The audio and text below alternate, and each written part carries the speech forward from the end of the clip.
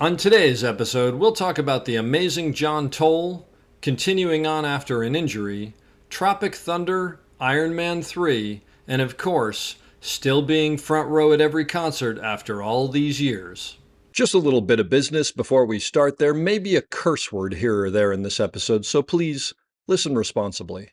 As always, our website, theop.io, is up and chock full of tips, tricks, and gooey operator goodness.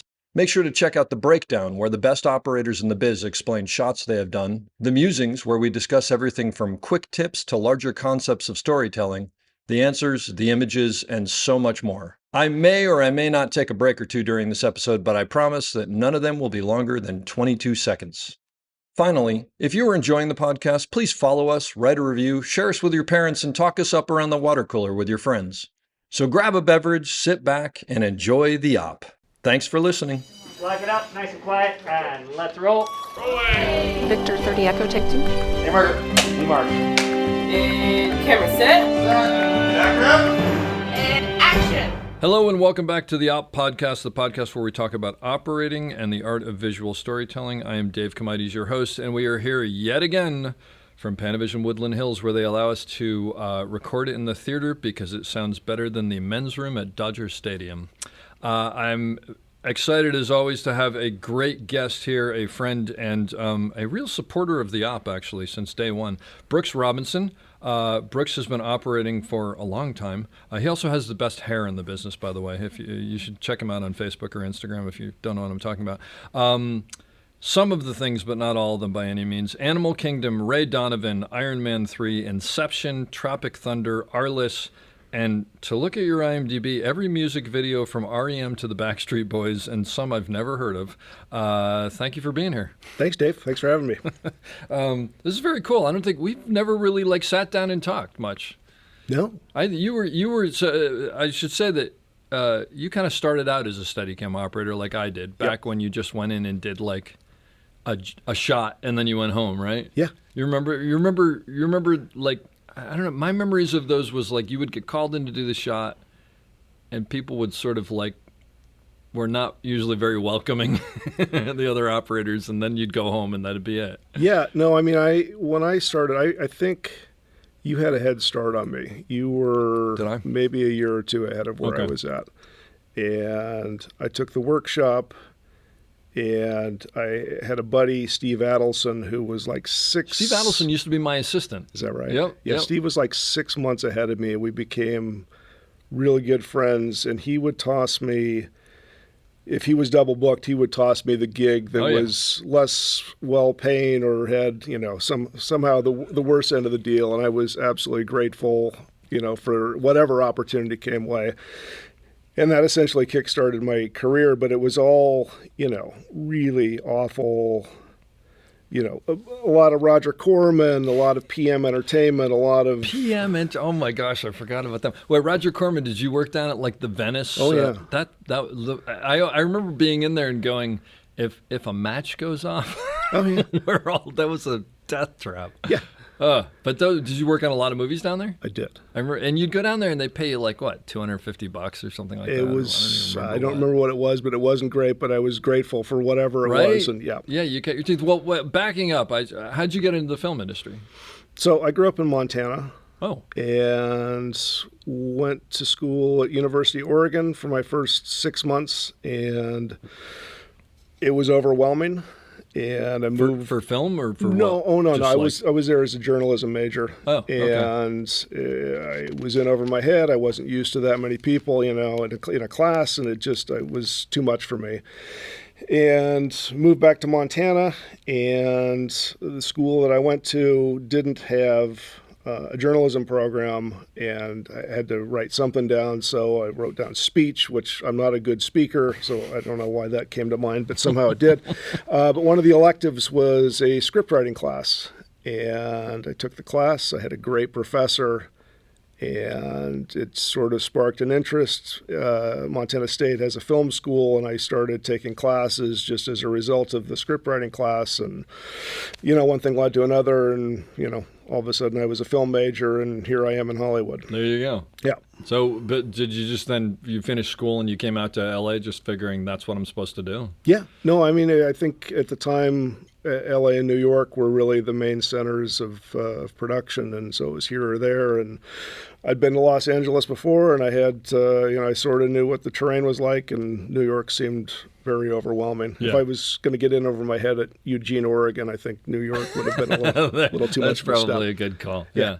So did you know anybody when you moved here? What year was this? Like early This is 80s? 91. Oh, this 90s. Okay, Yeah, 91. So, well, I interned at a TV station in Montana, and one of the guys came in as like a guest director, producer, and he was living in the Hollywood Hills, and I hooked up with him, and he was like moving out of this tiny room up in the Hollywood Hills, and I ended up taking that space and was there for years, and it was fantastic as far as, being in a small space wasn't great, but it was inexpensive and low overhead, and it was a great place to start. Yeah. So how did you go about getting work?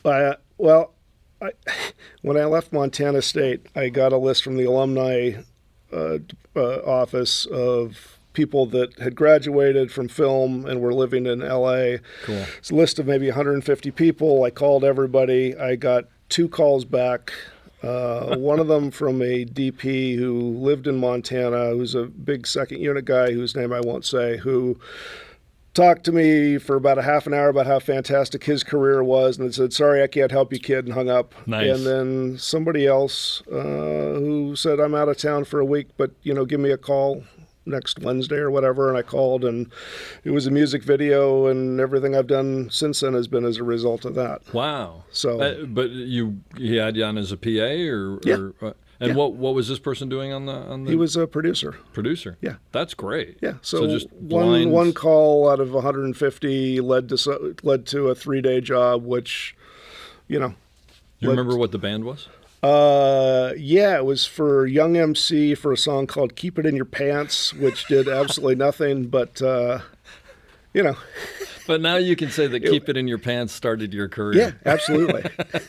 That's fantastic. Absolutely. And did you love it? Was it just like, Yeah. I've made it? Oh you yeah. know? No, I mean, I couldn't believe it. What were you doing on that first as a PA? I was a PA. I came in initially to drive a motorhome. They I was asked me, gonna say, "Can how you many drive a trucks did you motorhome?" drive? Oh yeah, absolutely, I can drive one. And I had never driven. No idea, right? No, and I didn't know. I was new to town. I didn't know the city, and so it's like, oh, my off ramp is in a quarter mile, and I'm in the far left lane. And I'm in a 35-foot motorhome. Yeah, that trying I've to never- switch Oh, lanes in God. rush hour traffic. So yeah, you learn very quickly, and It amazes me to think back, and I'm sure it still happens now, that it's like, let's take this massively expensive motorhome that the actors are going to be in, or let's take the truck with all the camera gear in it and give it to some person who's never driven before, and it's nuts. Yeah. No, it happened all the time. Being a PA was, I looked at it as being a really good vantage point on, I didn't know what I wanted to do, where I wanted to go, and for me it was a low pressure way of seeing what everybody did. So did you just go from music video to music video to music video? Yeah. And was it all pretty much like low budget stuff, or did you get on some? I mean, they were big for the time. I mean, I think the budgets got bigger as time went on, but I mean, yeah, I worked on some fairly big stuff back then, but it was, the hours back then. Oh. I think those improved as time went on, but I mean, they were all 20-plus hour days. Especially for the PAs. And obviously you try and book jobs back to back. So, many times, I'm sure you had this, whether it was as an operator or in some other capacity, you work until 8:00 a.m. and then you hop in your car and you drive to the next thing and off you go for another 20-hour day. So, Well, I remember as a Steadicam operator, triple booking.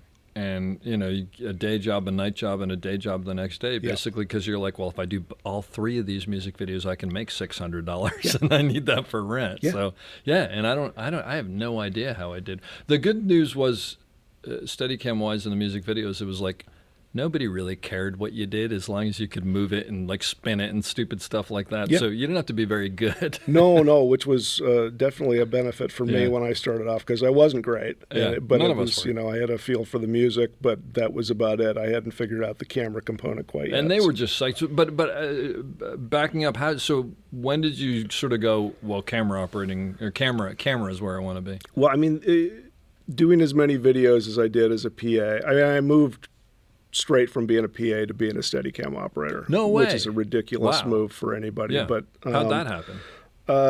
So as time went on, I started paying attention to what everybody was doing. Steadicam seemed like the coolest gig on the set. I didn't, my family's not one that could just, drop money on a Steadicam and follow focus and blah, blah, blah, blah. So I admired from afar and ended up getting on a really terrible movie.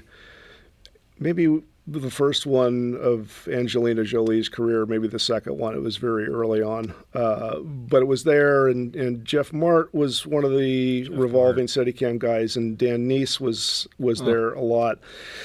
And I started bugging Dan just about asking dumb questions, and at some point... Nicest guy in the world. Absolutely the nicest guy in the world. And, he didn't shoo me away. He took some time and kind of took me through the thing. And as I kept pestering him day after day, he said, at the end of this thing, I'm going to be instructing at one of the workshops, and took the workshop. And, of course, as you know, once you put the thing on, you have one of two reactions. Either it cripples you instantly, or it's like, I got to figure out how to make this happen. I always thought it was like, this is horrible, I never want to do this again, or this is horrible, I have to learn how to do this. Yeah, no, I remember, obviously feeling it, obviously. Yeah.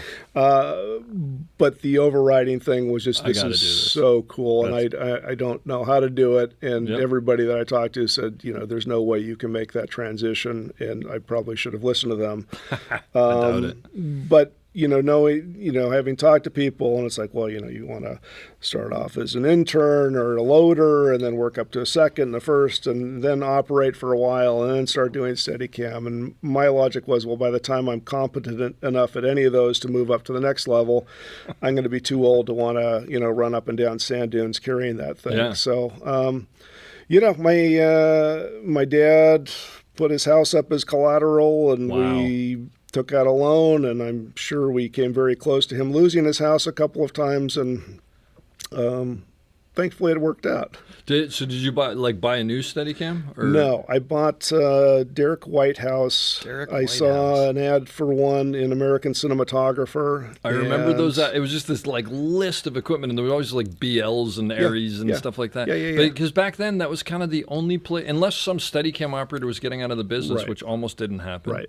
It's like the only way you could get one, unless you bought one new. Yep. Yeah. So Yep. what did you buy? I bought a Model 2. Okay. And I bought a Model 2, A, because it was available, but B, going back to Steve Adelson. Steve had brought his, at the workshop I went to, he brought his Model 2, which was totally tricked out, single post and Anton Bauer mount, and it's like, oh my God, that thing is really sexy looking. And so I bought this thing from Derek and took it to Bob DeRose, and Bob did all these modifications that cost almost as much as the sled and the arm itself. Yep. And Chuck Jackson redo the arm and put new springs in there, and by the end of it, I had this great piece of gear that I didn't know how to use, and I ran around in my backyard up in the Hollywood Hills, and filming flowers and plants, and just trying to figure out how to walk with the thing, how to make it work. By the way, for anyone listening, we've just gone through a lot of stuff that's all nostalgic that I'm not going to bother explaining because it would take forever. But those were like great people, and those were great times.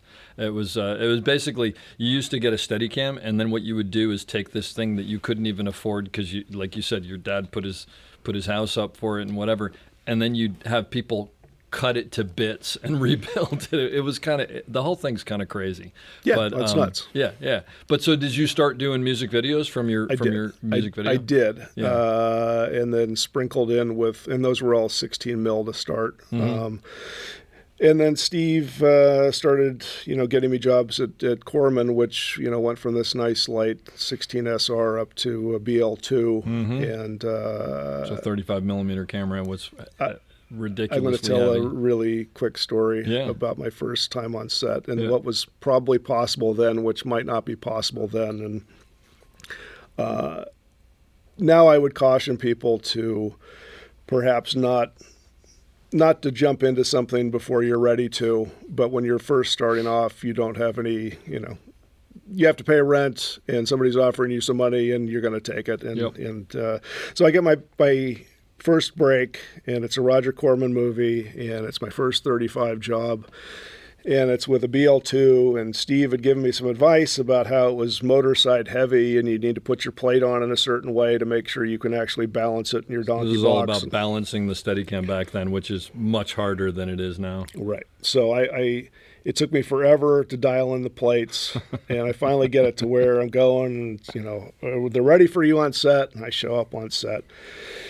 And we're out on location somewhere, and there's a helicopter, and 3 people are getting out of the helicopter, and they walk for they walk for a while. I can tell you this already makes me frightened. And so I put the thing on, and it's like, this is really heavy and much heavier than the cameras I'm used to carrying. And so we do take 1 and start off with a nicely composed frame, and my legs are not listening to what my brain is telling me. And so all of a sudden I go from this nice shot to all of a sudden we're head to toe. It's like, oh no, I'm screwing up, got to get closer. So all of a sudden now I'm cutting off the 2 people on the sides. Oh no, I'm screwing up, I got to back up. And so this yo-yoing thing that goes on until they finally stop and have, a minute worth of lock off. And just to ask, but prior to this, you'd really only done music videos, which doesn't.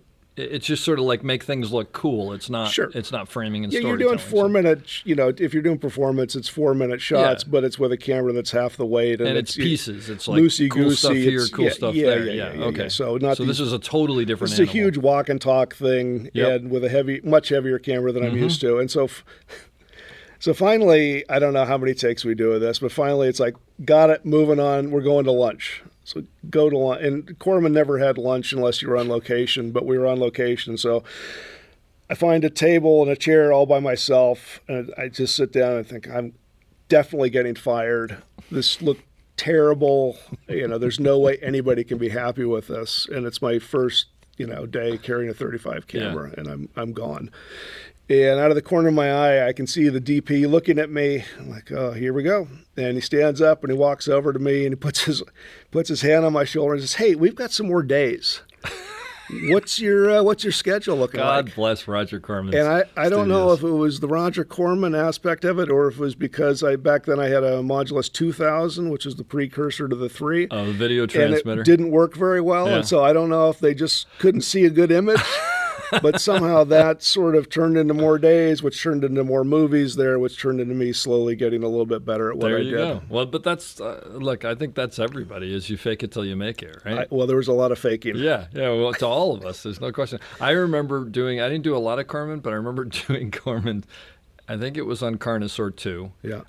With I can't think of the name of the DP, but I remember doing a shot, and then they were like, all right, now you're going to go down the hall and go into escort and then turn right, and there's a spaceship set, and you're going to go do a shot for them. And I was like, I remember just thinking like, oh, okay, I guess that's what I'm supposed to do. And basically it's just go around and do different shots because of course Corman was like, well, we're paying the guy for the day, let's use him on 6 movies or whatever. Yeah, we got him. Let's use him. And I don't know about you, but back then my whole thing was like, I just want to shoot more. I don't really care about it. Yeah. I mean, I got to pay my rent, but I just want to be able to have more credits on my resume. Sure. Yeah. Oh, wow. yeah. So how long did you do Corman stuff?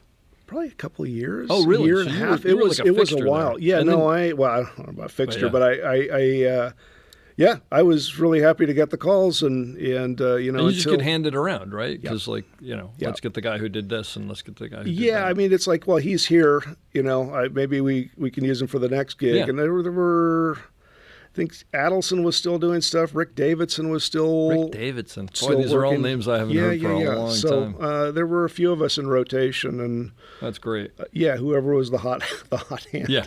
Exactly. So, I eventually I started doing music videos from there using the contacts that I had as a PA once I felt a little more comfortable about what I was doing. And that started taking off, and the pay was infinitely better doing that. And, Yeah. And Well, it's funny. You're one of the few people I've seen that you look at your IMDb and you have music videos on there, and it's just like, it's impressive. It's kind of amazing. yeah, I did a few of them back And you're then. like a big rock and roller too. I mean, we'll talk about it later, I'm sure, but I don't know anybody who goes to more concerts than you. So that must have been a blast. Yeah, no, it was great. Although, as you know from carrying the thing around, it's much easier doing a nice little walk and talk. We go from here to here than it is 18 hours, 20 hours of doing 4-minute passes of music performance. But I remember those days as actually being fun. I enjoyed them. I did too, up to a certain point. And at a certain point, we've done 50 mags, and it's like it would be nice to get a little bit of a break. I don't remember that, but I'm sure there was that. I think the thing that I liked about it was you just as long as you were doing cool stuff, everybody was happy. Yep. Yeah. No, I remember doing some Macy Gray video with, I think, Jeff Cronenweth as the DP, and Wow. we did. It was only supposed to be a 3 or 4 day thing that had some extracurricular things happen, and it turned into like a 6 or 7 day thing. But we were doing like 60 mags a day, Oh my which I gosh. didn't think that was remotely possible. Yeah, But it was yeah. just unbelievable. Wow. So, I mean, there were days that were great that I really enjoyed, and it was really easy to just Yeah. take a beating on those as well. Yeah, absolutely. But those. But I mean, any job is like that too. Yeah, but I mean, some more than others. But yeah, those. Well, the other thing about that, the Macy Gray thing aside, was it was always like it was a 1-day music video, and you had to get it. So like, if you ended up going 22 hours, Sure. you ended up going 22 hours. Oh yeah. And, No, there was a lot of that back then. those days I don't miss. Yeah, no. So you did music videos for a while, and then did you eventually transfer over to bigger features from that? So yeah, I did music videos, which sort of led into commercials, and I did both of those. My music video commercial era was maybe 12 years, 13 years, Oh wow, something like so that. that's significant. Yeah. And the transition to longer form stuff came working with the director, who brought in John Toll was a DP that he worked with, and so the director brought me onto this thing. I'm sure John wasn't terribly happy to have me there, but it was Wait, this is a commercial? Or this is a commercial. Okay, gotcha. A couple Yeah. of commercials back to back, Yeah. but I think on commercial things he didn't really care as long as he could do his thing and then get out of there. Yep. And so he brought me on this director brought me onto a couple of things, work with John. I don't know how John felt about me one way or the other. He's got a very dry sense of humor, as I think you know. Yep. And it was hard to tell where I stood. And then shortly after that, I got a call to do some days with him on a small movie he was doing, which led to me doing B camera on a Western that he was doing in New Mexico. And then that just kind of jump-started my feature and later TV That's career. amazing. So let me ask you about the B camera. Well, look, it'd be daunting enough to be doing steady, because you're just doing Steadicam. Just on doing the commercials Steadicam and where, music videos. and every once in a while on a commercial, they throw you on a second camera Yeah, for but you're something. not that. But then you're not only doing conventional camera, but you're doing conventional camera for John Toll. Yeah. Who I'm assuming by this point has done Braveheart and Yeah, and, no, that was- yeah. Legends. Yeah. So it's like, yeah, that what's that head game like? Well, I don't know if young enough is the right word, but inexperienced enough not to know what I was getting myself into. I like the word, for me, dumb enough, but Yeah, I was going to go there as well. not you, but me. I just Yeah. didn't know any better. Yeah. And I didn't. I remember we were doing a night shoot on the first thing, which was a low budget horror movie with Lucy Liu. I don't know why John was shooting that, but I don't know if he lost a bet or something. But anyway, he was doing this thing, and he said, I want the camera at this height, and Herbolt, I think, was the key grip on that, and measured it, and I said, oh, let's just move it over here a little bit, and he looked at me like I was nuts. I just told you it was over here. I mean, no, not John. I was saying to Herb. Herb. Yeah. Oh.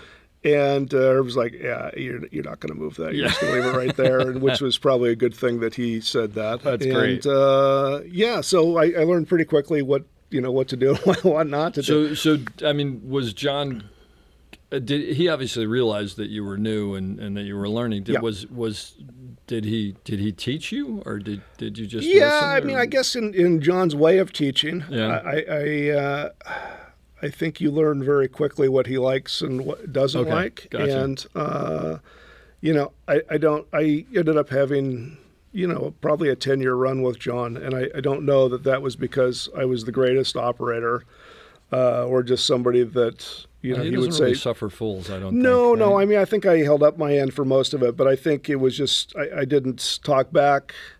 And if he wanted me to do something, even if I thought, well, that's kind of questionable, yeah, I'll give it a shot. Yeah. And I'm not about to try and tell somebody that's got a couple of statues on his wall what the correct way of doing something And was is. a great operator in Yeah, his own yeah, right. yeah. So No question. I think that had a lot to do with it. It was not necessarily, I look at the people that he worked with before me, and it's essentially a who's who of Steadicam operators and camera operators, and I feel very fortunate and somewhat, undeserving to have been in with that list of people. But for whatever reason, it seemed to work, and I certainly became a better operator as having had that experience. I can only imagine. I'm jealous that I never got to work with him, and for anybody who hasn't listened, very early on, I did a podcast. As a matter of fact, the reason we are here in the Panavision Theater was because I think he was my third podcast or fourth podcast. So if you go back, you should listen to it because it's fantastic. But prior to that, I did David Emmerich's in his house, which will never be aired because I am so bad. I'm literally, I called David, I'm like, I'm so sorry, we got to do this again because I'm horrible. And we're going to do that. We still haven't. And then Don Devine and Bonnie Blake in my kitchen and then in my daughter's bedroom. And then someone connected with John Toll, and John's like, yeah, I'd love to do that. And I'm thinking, I can't have John Toll sitting in my kitchen with like the dog there. And so I called these folks up. I said, John Toll's coming. Can I do? So they've let me do it here ever since. So thank you for that, John. Nice. And Panavision. But what an amazing experience. So I just, because I know that it's out there, just give me a good John Toll story, because he's just such a funny individual, even though it's weird. I will tell you this to anybody who listens to it, and I'm sure you must have heard this one. I was a little overwhelmed talking to him, and I don't know him, so whatever. And then a couple of 10 minutes in, it sort of loosens up because I'm like, oh, he's like a really funny person. Yeah. No, he's incredible. He's great. Incredible stories. He's very quiet and Super smart. It's super smart and just really great in dealing with people, especially difficult people. He just has a way of working it so that whatever their terrible idea turns into their fantastic idea that somehow he's slipped into their manipulated. consciousness. It's actually his. Yeah. So it really great to learn from him from an operating standpoint, but also just from watching and learning and seeing the dynamic and how it goes down. I don't know. There's too many John stories to think, but I was doing a Western, and again, the viewfinder came out and he lines up a shot, and Herb again was the key grip, and take a tape measure, and the camera's going to be exactly here, and there's a cactus immediately behind him, which they throw a ferny pad over the top so John doesn't get stuck by the thing. And as John's walking away, Herb says, "Okay, let's remove the cactus," and John turns and says, "Why? I'm not operating the shot." So I mean that's a typical John move. That's great. Yeah, it was such a joy to sit and talk with. Yeah. So you did 10 years with him. That's amazing. Yeah. And one of the movies you did was Tropic Thunder with him, right? Yes. What was that like? Hard. It seems like it's crazy. Where'd you guys shoot that? Hawaii, It was right? in Kauai. Yeah. Kauai. Yeah. I mean, that just seems like a slog every single day. There's a picture that I think you sent me where you're like standing in a lagoon with the Steadicam on or something. Yeah, no, there's a whole thing with the water buffalo that was in a lagoon. Yep. Yeah, no, it was just hard. So let me ask you a question. When you're doing a movie like that, it's a slog, obviously, but there is some seriously funny stuff in that movie. Yeah, no, it was. It's really, yes. But my question is, as an operator, how do you not react to that and do your job? I think I mean, most of it is because you're really uncomfortable, which I was for so that helps. 99% of that movie. You're just angry at the situation. Yeah, no, there was nothing great happening on any front, except this. I'd never seen any of Danny McBride's work before, and there were a couple of scenes with him that were outrageously funny, some of which made the movie and some of which did not. But we had, I think, one night working with him, and it didn't end up making the final movie. But he plays a pyrotechnician in the film, and he's got a couple of assistants. And the scene was him at a outdoor bar talking to Kim and Tuk Tuk, his assistants, and just going on and on and on. And I don't know what he was saying, but it was so outrageously funny that I just had to close the eyepiece and step away because Really? I was just shaking. So I mean, thankfully it was on a dolly and not on my shoulder. Please on the tell rig, me Jack Black is as cool as I want him to be. Yeah, no, he's exactly. And like, he's got to be hysterical. Just yeah. That's great. No, I'm so happy. He was. And I ask a lot of people this. So I don't know about you, but I find that half of the time I'm working on a movie and I go, this is the greatest film ever created, and it just turns out terrible. And then I work on the movie and it's just like, I want my name up, and it turns out amazing. Watching Robert Downey Jr. do what he did in that movie, I mean, were you the entire time going, there's no way that this is going to be good? No, I was thinking he was going to be great. And really? yeah. No, he's amazing, but I mean, just as a concept, Yeah, it's like, no, how well, is the this gonna concept, play? you got to. I mean, I don't know if that flies today. No, but probably. Well, yeah, 2007 when No. we shot it, it seemed like it was going to be great. Yeah. And no, Stiller, who Ben Stiller, who directed it, just I believe encouraged him just to go for it and Swing for the fences. Every take was very different. Is that right? The lines were, I mean, he was just improvising a lot of that stuff. So it's great. I mean, it's really nice to be in the presence of that. And, doing B camera, I typically had the close up and, watching that stuff, pretty great. Yeah. Other experiences what you have where you've been the close up on an amazing actor and you're just sort of going, I cannot believe that I get to be the person. Yeah, I mean, there's nothing that comes to mind. It's just there's over a career you get a chance to do a lot of that. Yeah. But yeah, no, it's.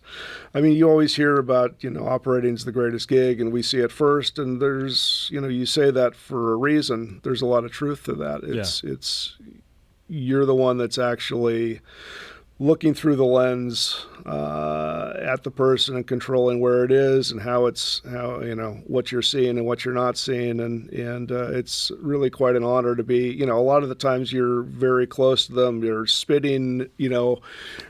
Their spit is flying past you if it's a really hot and heavy thing, and it's you're right in it with them. At times. Yeah. The other thing that I've always talked about with people that I still think is the weirdest thing is when you're shooting a sex scene and you're almost like leaning on people, or like you're literally like your shoulder is touching someone, and you're just like, this is not natural. Yeah.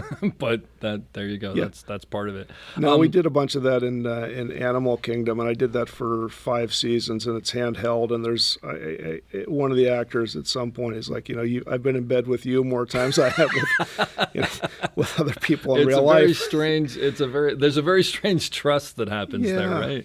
Yeah, and then I don't know if you find this, but and I mean it's always weird to figure it out. But like there's some actors who clearly like you don't. I mean obviously you don't want to touch anybody, but sometimes you have to go. Do you mind if I just pull your hair back here or whatever? Yep. And then there's some actors who like do whatever you need to make this go faster. Yeah, so we get out of here. Care. Right. I mean it's not pleasant for anybody, and it certainly never is for me. And I don't want to be watching that. Yeah. I don't want to be a part of it, but it's just part of the gig. And, you want to obviously make it as easy for the actors, and you don't want to be part of the reason why we're going again or extending it. And, I agree. Hopefully you have a relationship with the people that you're working with to the point where if something's not working, you can let them know or somehow figure it out without having to, do another take. Yeah. Those are weird times. Going back to Tropic Thunder, only because you're working with, I mean, it's like every other person on that cast is massive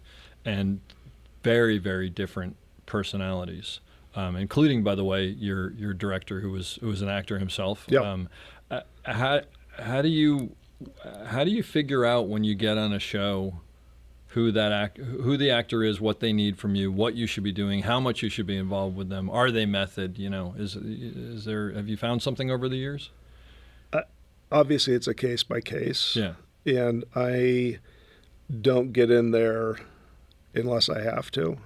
I don't, I don't want to be buddies with people. I'm there to just do my specific job. I'm typically a B camera operator, so I don't have to interact as often as the A camera does. And usually by the time I have to ask somebody for, hey, can you do a little banana to the left, or can you do this or that? There's been enough time to where they know who I am, and I know a little bit better about who they are and the right, approach, so that I'm not stepping on toes. So it's just reading the room in case by case. I think so. Yeah.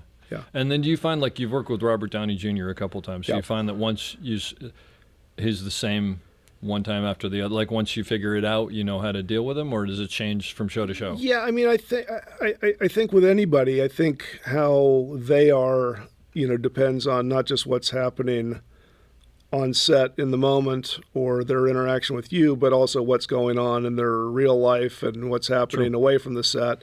With any crew member, right? Sure. So I would never assume that because I had a great relationship with somebody on one thing that all of a sudden I can just pick it up where that left off 10 years later. Robert, I think, is just one of those exceptional people and exceptional actors, and I think he sees everything. I think he knows exactly where the camera is. I think we had a thing on Iron Man 3 where there was a communication problem with the director, and he didn't know how to explain what he wanted. And Robert saw that I was struggling to do, verbatim what he was asking me to do, when really what he wanted was something else. And Robert's like, why don't I do this, and let's see if that helps. And it just totally solved the problem. Boom. So Yeah. I think somebody like Robert is just like really aware of everything, not just what he's doing, not just the actor that he's interacting with, but also everything that's going on in the room. Whole picture. Yeah. Well, and that's the best kind. Yeah. And sounds like it's just like, look, let's just make this better, and we'll each have to do. Yeah. And I'm guessing then that he's probably one of those actors who's like, what do you need from me to make this work? Yep. Let's do that. Absolutely. Boom. Absolutely. Were you in North Carolina? South Yeah. Carolina? Yeah. Yeah. I think I came and visited you guys on that set. Did we were you? shooting John Lindley and I were shooting something, and you guys were right next door. Is that right? Maybe. Yeah. With Mike Stone? No. Who It might have been second unit. Who was the A camera operator on? Mike Thomas. Mike Thomas. That's who I was thinking. Yeah. Mike Thomas. Yeah. No, I vaguely remember that. So you mentioned, I was going to ask you about this, but so you're basically mostly a B camera operator. You've Yep. done a occasional A camera, it looks Yes. like, but basically B camera operator. What's the difference between what you do and what an A camera operator does? Typically, I mean, I think it depends on, on the project and on Sure. the personalities. Typically, in my experience, the A camera is doing a wider version of it, a nice big crane shot that brings us down into the scene, and I might be doing, a tighter thing at the, I mean, obviously that depends on what sound, like the last thing I was on, you had to be very careful about not getting it too tight because of sound, not wanting to, mic for a close-up at the same time a wide is going on. Yep, So, yep. Typically, I'm doing a tighter shot than what A camera is doing, but it depends on the thing. And sometimes you're leapfrogging with what A camera, A camera setting one thing while I'm off doing something else, getting ready for the next shot. Yeah. It really depends. I think for me anyway, my personality seems to fit better as a B camera guy. I'm more comfortable doing that. I don't. I'm very happy to jump up and do the A camera thing, but I think I'd rather just play off of what everybody else is doing, and I think I'm stronger at that. Yep. But I don't know. I don't know why it's worked out that way, but I'm happy that it has, and I'm more comfortable in my role doing that. So for people who are starting out, who are probably going to come in C camera, B Sure. camera, they may end up, staying in B camera, like you said, or go to A camera. But how do you you're watching a scene, you figure, obviously if this is the type of show, how do you pitch a show? If you have an idea for a shot, who do you pitch it to? The DP. DP. Yeah. And, for a younger person, the DP before the operator? The DP before the A camera operator? Yeah, because...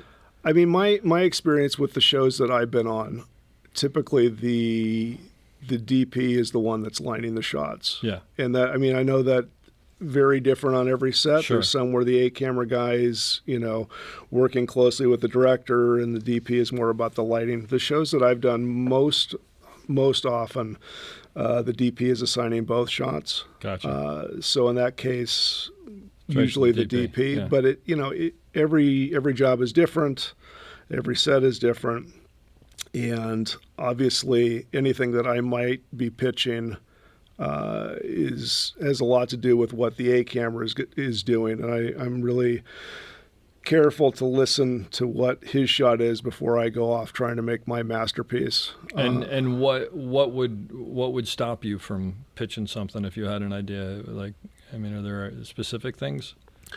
Well, I mean, obviously the parameters of the A camera shot.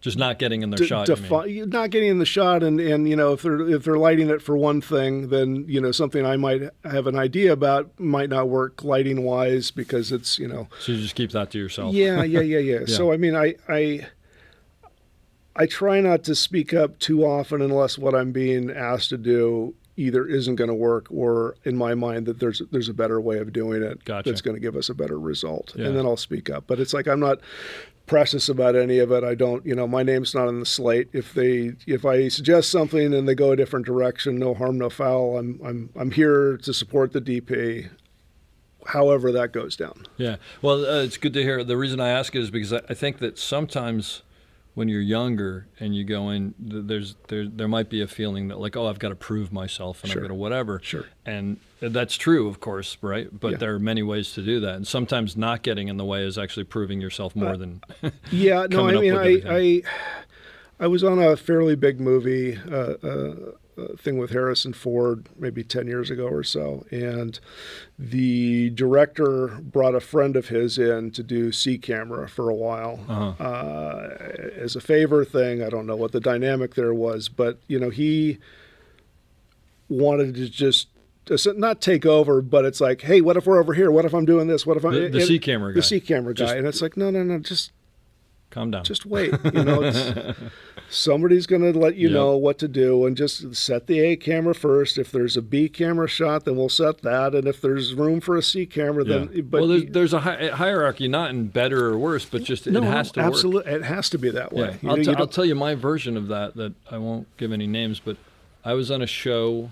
And we had a situation where they wanted a C camera, and I remember thinking like, "This is going to make," because sometimes it makes more work than sure. It's funny because John Lindley always goes, "Well, if I mean 2 cameras makes it go faster, shouldn't we have 6 cameras? Like, because we'll go 6 times as fast." Sure. But it becomes diminishing returns. But someone came in to C camera, who had a relationship with the director, and the first shot was basically going in and going, okay, Dave, you do this and you do this and you do this. And I was like, so I took the person outside and I said, listen, this isn't hierarchy, this isn't whatever, but this isn't me.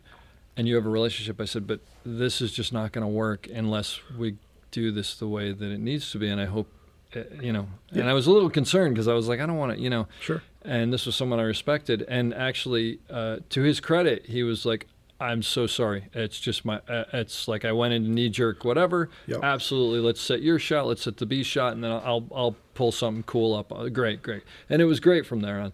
But I know what you mean. So sometimes if you're creating more work than you're adding value, that's not good. Right. I mean, my job as a B guy is obviously to support the DP, but also to support the A guy.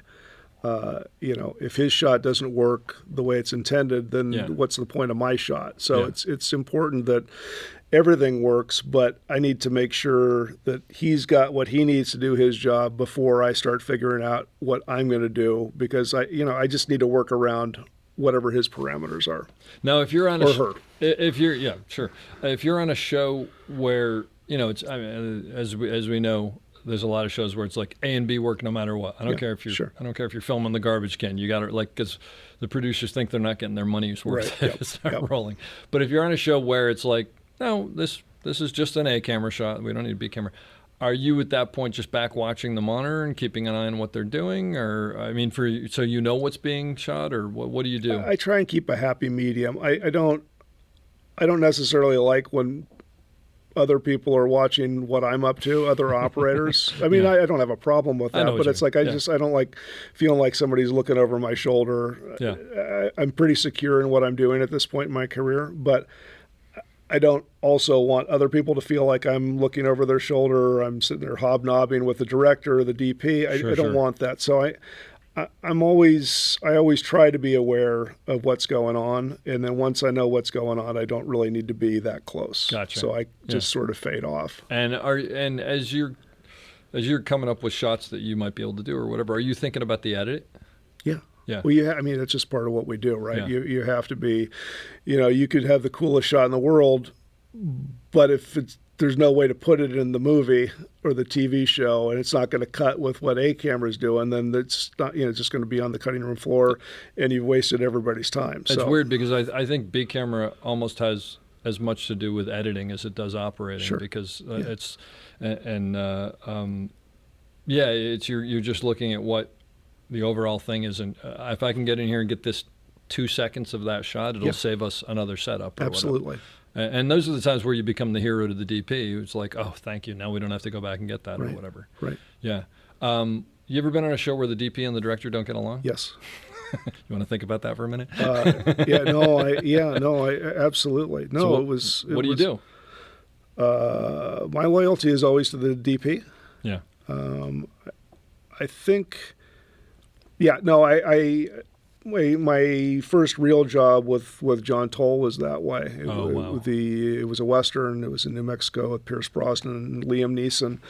And the director was a TV guy, and he wanted to, he was anamorphic, and he wanted to do snap zooms, and let's get some energy to the camera movement, and John wanted it to be a classically shot thing, and so director would come over and say, hey, just add a little snap here.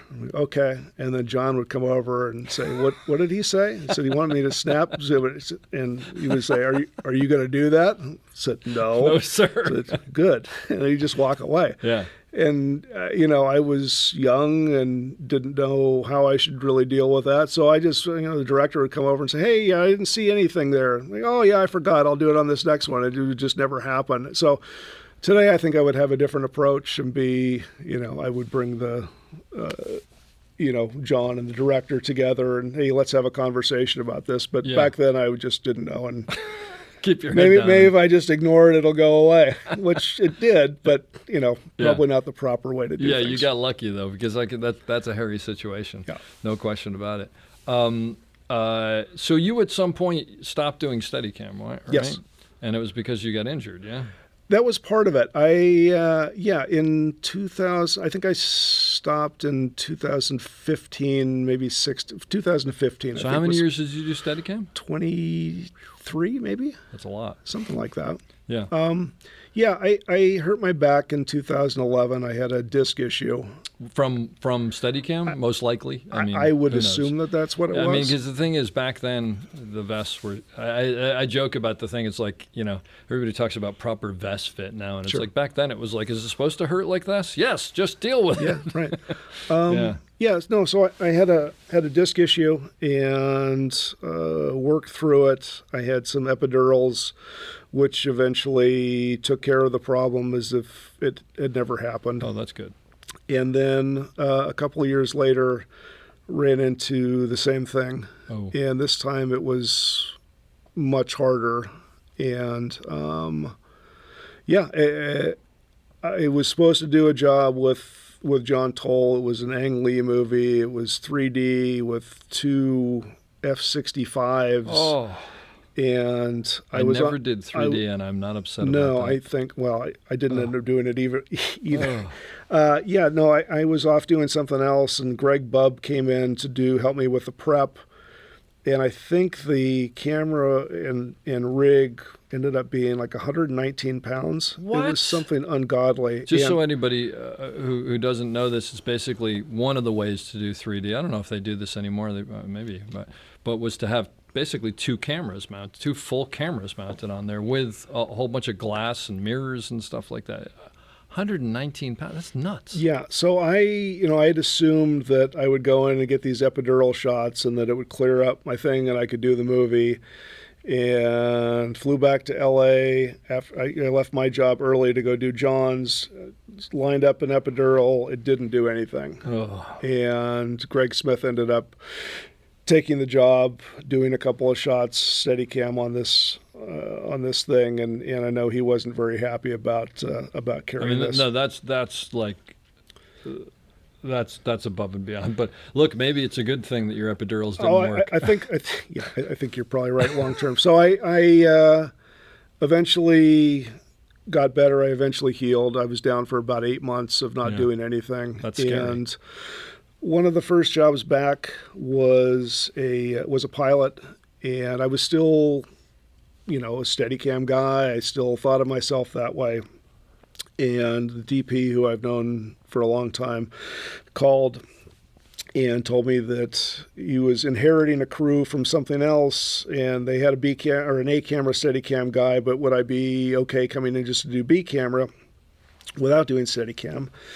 And I didn't have anything else. I was like, yeah, that'd be great. I'm happy to do anything. And I showed up, and like one of the first shots was this huge walk and talk going upstairs. And, as a B camera guy, even if it's obviously a Steadicam thing, you're still paying attention. And I'm looking at this thing going, oh my God, this is awful. My back's just kind of rumbling thinking about it. And all of a sudden I was like, wait a minute, I don't have to do this. Some other dude's got to carry that big heavy thing. And all of a sudden it was like a light going off above my head. And I talked to my wife after work that first day. I was like, I'm not doing this anymore. I'm done. I don't know how the transition's going to go. Going from doing Steadicam and A or B camera to just doing B camera. But somehow it's gonna work, and I'm gonna make it work. Yeah. And initially the injury got me thinking about it, but after coming back from the injury, it's like I think in order to be a good Steadicam operator, I think you have to love what you do. Yes. I mean, you could say that about any of our jobs. I think the hours are too long. The work, regardless of what you do on set, the hours are too long. The work is too hard. If you're not passionate about it, there's easier ways to make a living. There's no question about that. And then add on to it all the stress, physical stress of Steadicam. Sure. Yeah. And I don't know that I'd realized. I mean, I had moments where you're in one of those soul-crushing shots, where your legs are twitching, because you're just counting down the seconds until the last line of dialogue, ends, and you can put the thing down. I mean, we've all had those moments. But I think I didn't realize overall that I wasn't enjoying it until I got onto a set and realized I didn't have to do it. Yeah. And it's like, oh my God, I loved it when I was 23. I started liking it less and less as time went on, and by the time we got to that point, it's like I'm ready to start another adventure. Yeah, well, you had an aha moment, and it sounds so. My other question was going to be, do you miss it? But I guess you don't. No, That's wonderful. Not at all. It's doing regular operating is a different deal. It's a different mindset. There's definitely things about doing Steadicam. I mean, if I'm on Animal Kingdom was an all handheld show, and with very different actor-wise with their heights, getting the camera position, shooting over somebody that's short to somebody that's tall, very difficult. If it's on your shoulder, something that would be very simple doing on Steadicam. Sure. There's moments where I miss just the flexibility of that. But I don't miss it. Yeah. Yeah, I definitely, for me, made the right choice. And obviously there's a difference in pay and you're not getting a rental check. But it's like, again, going back to the work, it's like if you're just working for a check, you're doing the wrong thing. And you're obviously happy you're doing what you're doing now. Yeah. So what was it hard to sort of, I mean, you obviously called everybody and went, or maybe you did, I don't know, and said, I'm not doing Steadicam anymore? Or I don't know. It just happened. It just happened? It was weirdly just happened. Well, there are clearly enough people that wanted to hire you, so. Well, obviously. Or the you've been town was working. really busy. I'm not sure which, but I've somehow made a go of it since then. So. Yeah. And so mostly these days you're doing more TV than film. I have, or? my contacts. I mean, that was the change. Is that while I'd sort of dabbled in TV prior, what I was doing mostly was out of town features. Yeah. And once I stopped having that part of what I brought to the table, me working with John Toll stopped because he needed somebody to fill the B camera, Steadicam role, and I was no longer that guy, so somebody else became that guy. Yep. Same with several other DPs that I worked with prominently. So I wasn't in demand for that, but somehow, and I don't really understand how it worked, but somehow word got around and I started to get on things, and it just kind of, it was a very smooth transition. Well, clearly I know you'll say no, but that's a testament to the work that you do and also your work ethic and everything else. But it's great to hear that because, I think that's a scary thing for a lot of people who have a specialty, right? Sure. To sort of go, I'm getting rid of my specialty that I'm known for and go on. But it does happen and it can happen. Sure. Yeah. Whether it's something you want to do or whether it's, an injury related. A lot of things can happen over the course of a long career. Yep. And I think it's impossible to plan for any of it. I just, I think if you want to do something, eventually you'll figure out a way of making it happen. And I loved operating. I didn't love doing Steadicam anymore. And somehow that just, once it became apparent that that's what I wanted to do and needed to do, then it became very easy. Yeah. And I think you hit on something that's, bigger than just Steadicam is this job is too hard to not love what you do. And I'm not going to say I love every minute of it, Sure. and I'm not going to say I love it the way that I used to because I'm older and the business has changed. Yep. But, I was talking on a panel the other day and I mentioned that someone had mentioned to me, I don't play golf, but apparently that moment when you connect with the ball and it just flies is such a high that you're like, I'm going to keep on hitting for 12 more hours until I do that again. Yeah. So there are those moments still, where you're doing something really great. Absolutely. No, I think that's what kind of fuels, the mundane shots or keeps us going is those moments where it's just, what you're doing is really special and combined with something the actor's doing that's extraordinary. But also being on set with people. I still have years left, I hope, doing this. But I think when it's time to say goodbye, my home life, very exciting. But the stuff, the relationships that I have on set are very different than, what my wife and I have. And I think that, there's just crazy stuff that happens. I keep a journal when it's impossible to do when I'm working in town with the commute, but I keep a journal when I work out of town, and usually throughout the day write 2 or 3 amusing things or 2 or 3 things that I got boned by something today, or my dolly grip did this, or something happened, and then I spend a half an hour when I get home writing these things up, and it's interesting to look back. Which I don't do very often, but every once in a while, if a show that I worked on comes on TV, and all of a sudden it sparks memories of, I remember what happened. I've got just you must have volumes. I was going to say that's unbelievable. Yeah, what a great thing to do. I wish I'd done that. It's man, pretty Jeez. great to look back, from 20 years ago and see what I was up to, or see what I was thinking, and see how that's different from how I would approach something. I was going to ask you, is it? Yeah. Yeah, you can read it and go, you're going down the wrong path there. Yeah, man. well, it just brings back things I never would have remembered or I would never think about. Sure. And in doing so, it's like, I would definitely do that differently, or maybe I was ahead of my time then. What a great thing! That's fantastic. I think I talked to you at one point about maybe seeing if you wanted to have me post some of those on the website, which I'd still love to do if you ever want to. Yeah.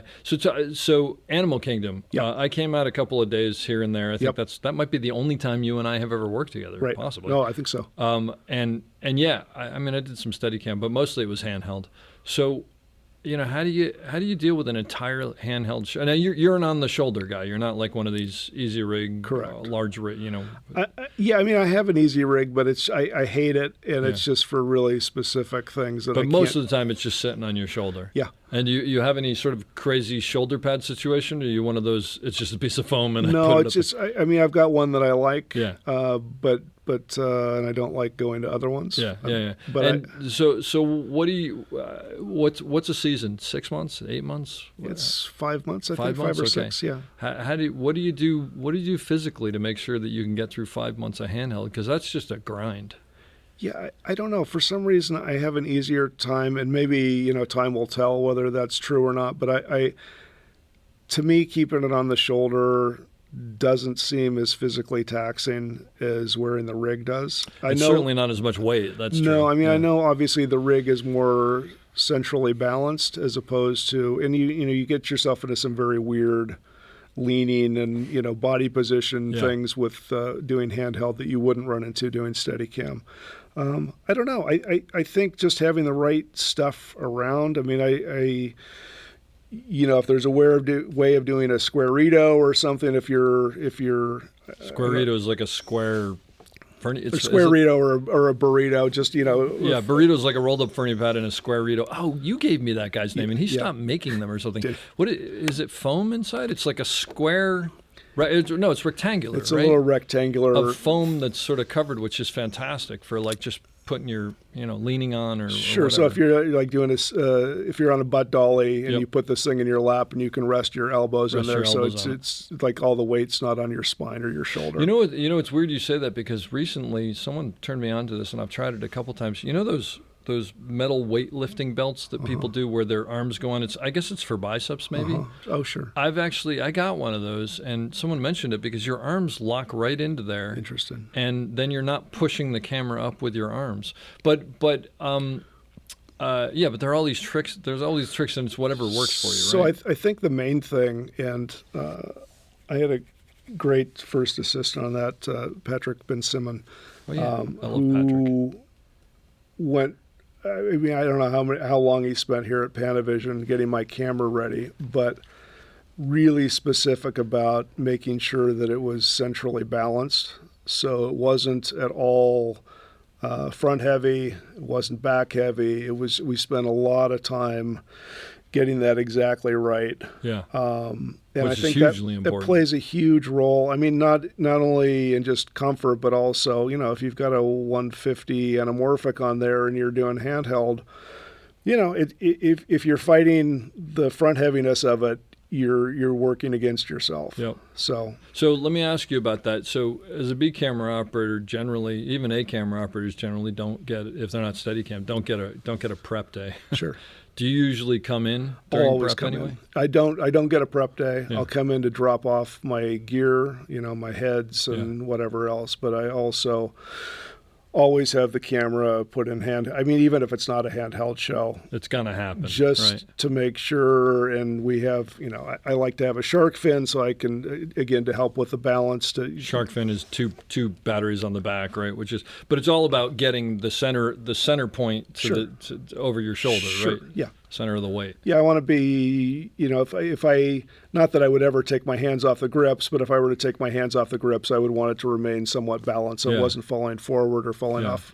And there's also that whole thing about building it long versus building it high, right? It's all about how it sits on your shoulder. Sure. And I don't ever want it high. You're taller than I am, but I don't want things back, hitting doorways as I go through. I just want everything as compact. Yeah. And it doesn't necessarily mean I need it as light as possible, but I want it balanced.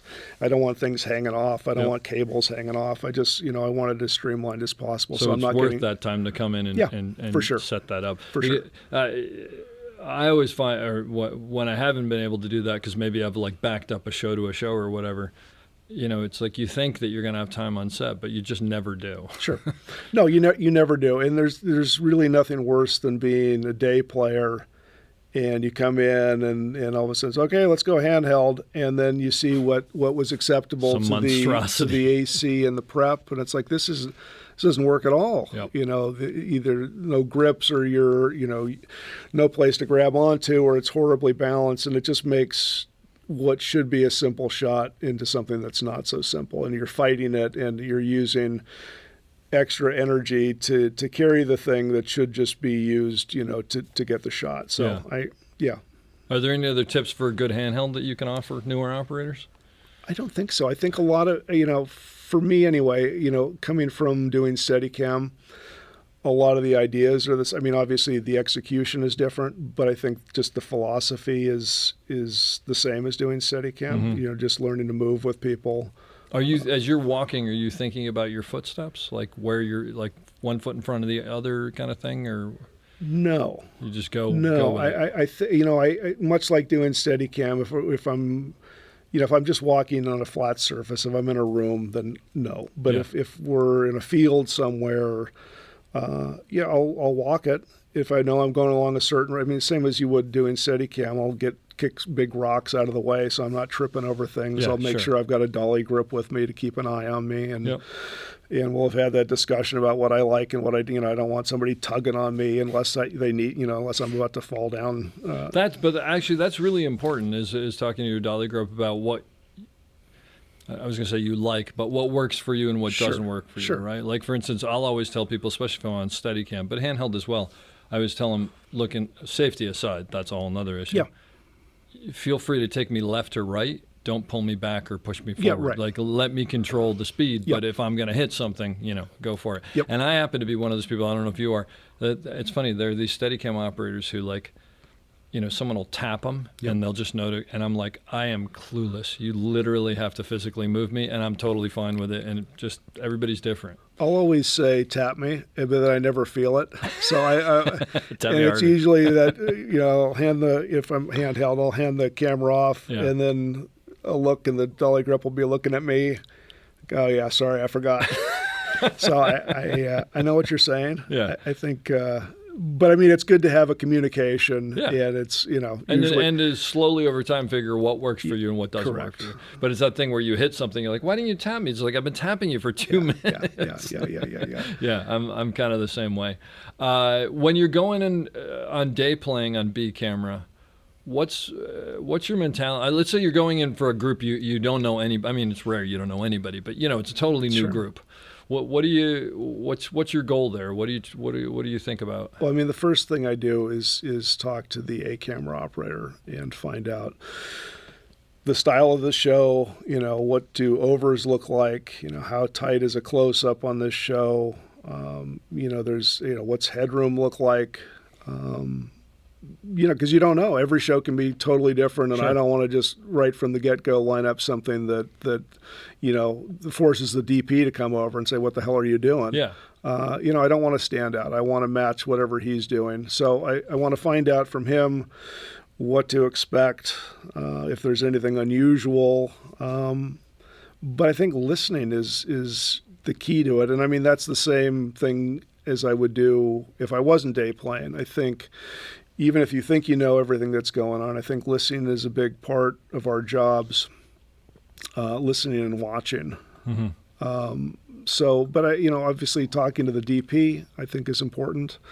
What do you want me to do? Do you want me looking for stuff? Do you, I don't know. Every job can be totally different, and some people want you just to go wild, and some people want you to hide until they call for you. So I don't ever want to overstep my bounds. I want to fit in as though I'm the regular guy, and I don't want to draw attention to myself. I don't want to make a big deal of it. I just want to go in there as if, and not have them wonder who the hell that guy is that's over there going crazy. And will you were saying before, like, on a show you're on, you won't necessarily watch the A camera all the time, but at the beginning of the day, will you sort of check out what the A camera operator is doing if you're not working to get an idea? I certainly will go over and look what his frame is. Yeah, headroom or whatever. I can sort of extrapolate from that what he's going to be doing. Sure.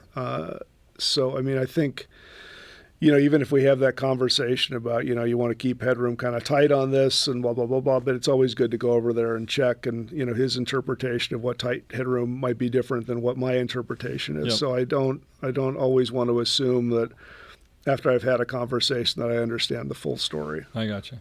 Now, shifting gears, because you were an early adopter and a big fan, I have to ask you about your work with the cam walker. Jeff Greeley is getting very upset right now somewhere. No, I when you first showed that to me on Animal Kingdom. On Animal Kingdom, right? Yeah. And we do a lot of, or we did, sorry, it's been over for a few years now. Yeah. A lot of low angle stuff. And actually, for anybody who doesn't know, can you explain what it is? Sure. So there's, as I understand it, there's two versions of it. One of them is actually a wok, like for Chinese cooking, that has a plate in the middle of it to mount a camera on and allows you to pan and tilt as well as Dutch angle off axis. And then there's another version of it, which is essentially, how would you describe it? It's like the center comes out of it. So Right. I always tell people the center is XY, so you can tilt and pan. And then if you want all three, you put it all together. Correct. So I find myself, anyway, on Animal Kingdom, it was a really valuable tool because we used low angle stuff all the time, and it had to try and match the handheld work we were doing, on all the other shots.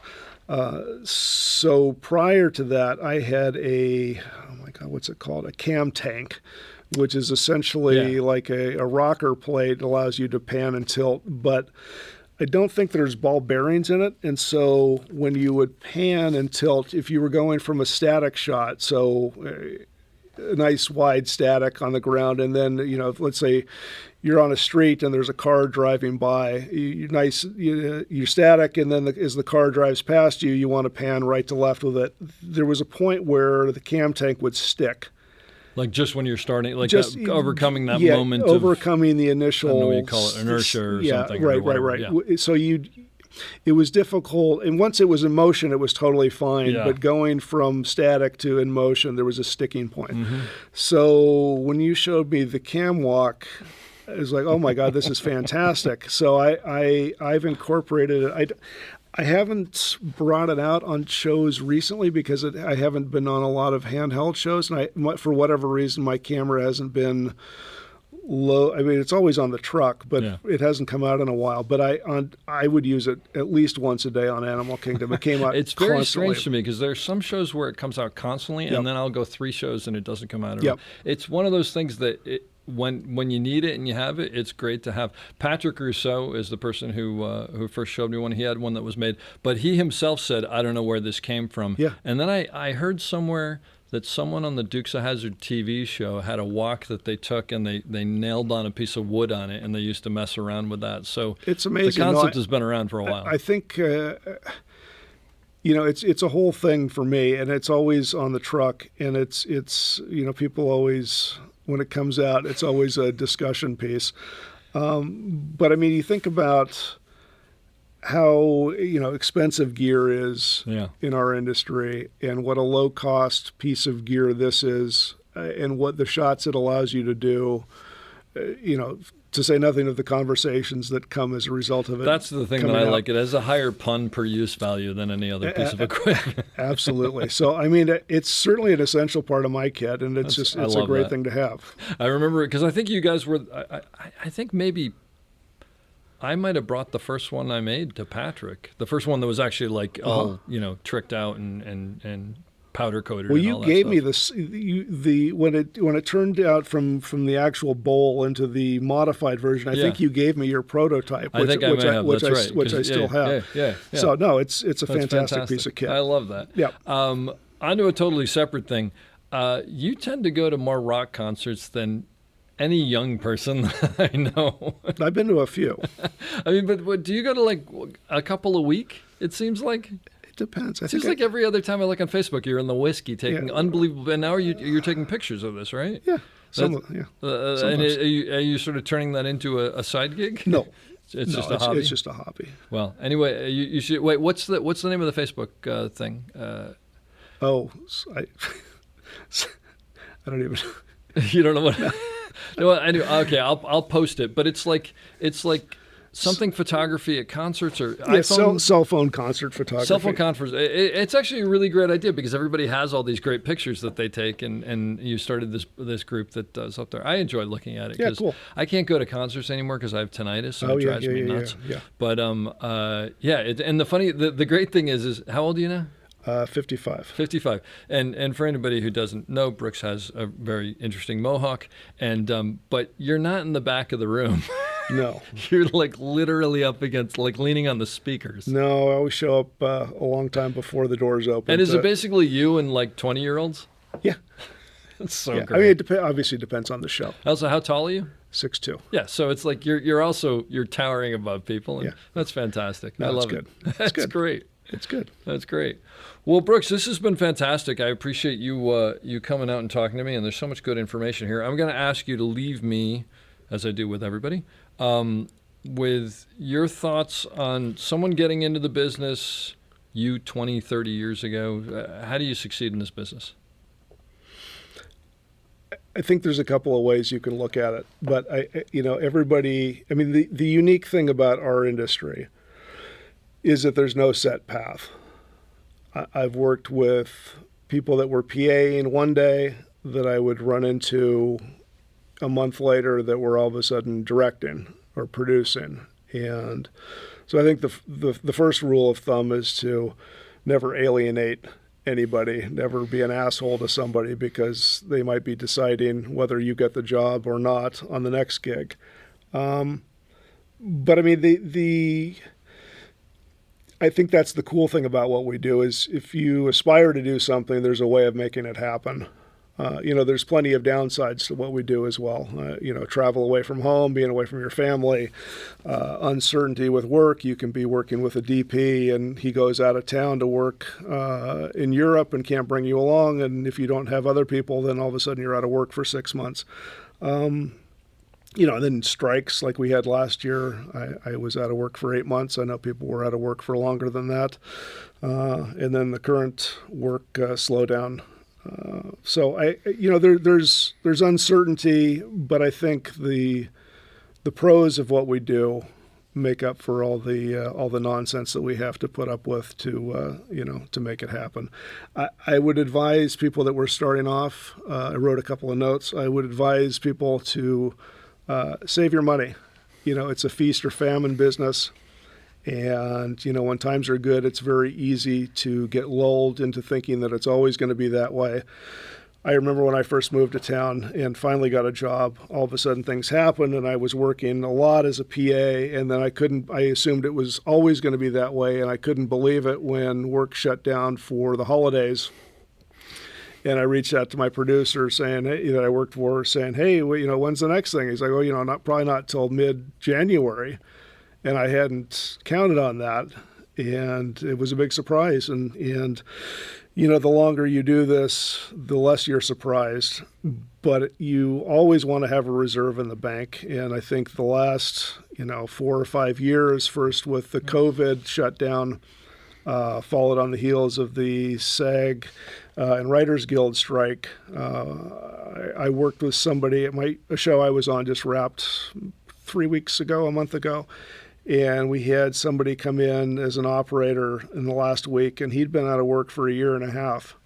And I think, when people advise you to keep 6 months or a year's worth in the bank, that sounds great, but I don't know, I don't know if this guy was an anomaly or if this is the normal situation, but, if you've got 6 months or a year's worth in the bank and all of a sudden you're out of work for 1.5 years, where does that leave you? So I would caution people to have, obviously that's not an operating tip, but maybe a real life tip. From an operating standpoint, I think the main key for me is just to listen. I think being on set and paying attention to what others are saying will teach you an awful lot, and also to keep your eyes open. Sometimes it's the things that are not being said, but you just get a general vibe. I think all of that's really valuable. Sometimes if you're talking, you miss important things. The director will go up and make a note to the actor and forget to tell you, as in, hey, on this next one, instead of going to the refrigerator, why don't you go over here, and then not bother to tell the operators, and all of a sudden you're ready for them to go to the refrigerator, and instead they're going somewhere else that, isn't lit or nobody's prepared for. So if you're listening, you don't miss those moments. I think the last thing is to just be kind. I think our industry has changed a lot. It used to be that there were a lot of people that were aggressive. There were a lot of people that would yell. And I think, the current situation doesn't really allow for that so much. But, if I'm a DP or somebody in charge of a department and I have the opportunity to hire somebody, I would much rather hire somebody that I would want to spend 12, 14, 16 hours with, than somebody that was really exceptional at their job, but I didn't want to be around. And I think, there's a lot, those people still exist, but there's a lot fewer of them, or they've changed their ways. And I think, just being a decent person and treating the people that work under you with respect, knowing, that they have a really hard job just like you have a really hard job, and acknowledging what they're doing, I think is valuable, as is, saying thank you at the end of the day, whether it's your dolly grip, your second assistant, your camera intern, the key grip, the gaffer. Everybody's working hard, and as am I. But I think just saying thank you for a good day goes an awful long way, and it's certainly not a requirement. But it just lets them know that you're seeing what they do and acknowledging what they do, and it leaves them with a good feeling about you. And at the end of the day, it's the right thing to do, but also, if you're being practical, work calls come from very strange places. I've been hired by, a PA saying, hey, I worked with this guy on the last thing and he was pretty great. Same with gaffers, same with key grips. And sometimes it's just that little extra thing that doesn't cost you anything that actually leads to something important in your career. I hope you enjoyed that as much as I did. We'll be back soon with another great episode. Don't forget to check us out on theop.io for all sorts of information on operating and storytelling. So thanks for listening and have a great day.